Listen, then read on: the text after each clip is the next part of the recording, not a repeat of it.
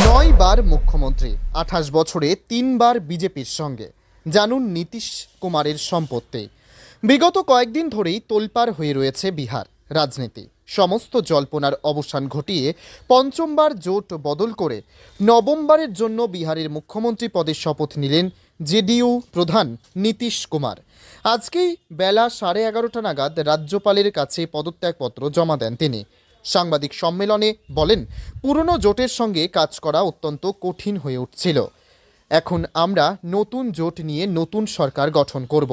প্রসঙ্গত উল্লেখ্য, 28 বছরের মধ্যে তৃতীয়বারের মতো বিজেপিতে যোগ দিচ্ছেন নীতিশ।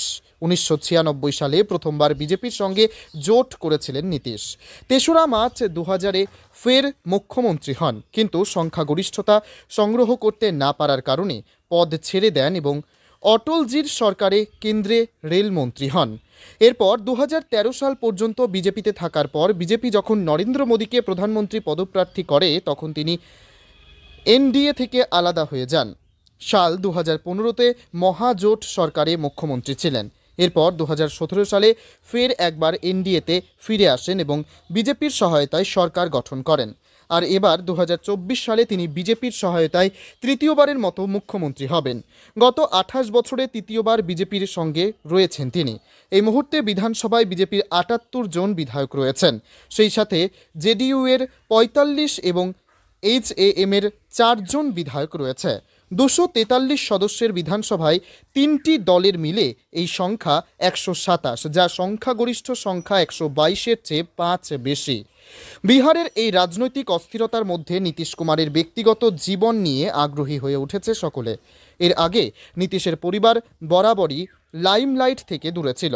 নীতিশ কুমারের একমাত্র ছেলে নিশান্ত কুমারও খুব কমই খবরে রয়েছেন। এছাড়া নীতিশের ভাই, বোন এবং স্ত্রী সম্পর্কে মানুষ খুব কমই জানে। এমন পরিস্থিতিতে আজ আমরা আপনাকে নীতিশ কুমারের পুরো পরিবারের সাথে পরিচয় করিয়ে দেব। 1951 সালের 1 মার্চ বিহারের বখতিয়ারপুরে জন্মগ্রহণ করেন নীতিশ। বাবা রামলখন সিং ছিলেন একজন আয়ুর্বেদিক চিকিৎসক। পড়াশোনার কথা বললে 1972 সালে বিহার কলেজ অফ ইঞ্জিনিয়ারিং থেকে মেকানিক্যাল ইঞ্জিনিয়ারিংয়ের ডিগ্রি নেন। পড়াশোনা শেষে বিহার ইলেকট্রিসিটি বোর্ডে কাজ শুরু করেন এবং কয়েক বছর চাকরি করার পর তিনি যোগ দেন রাজনীতিতে।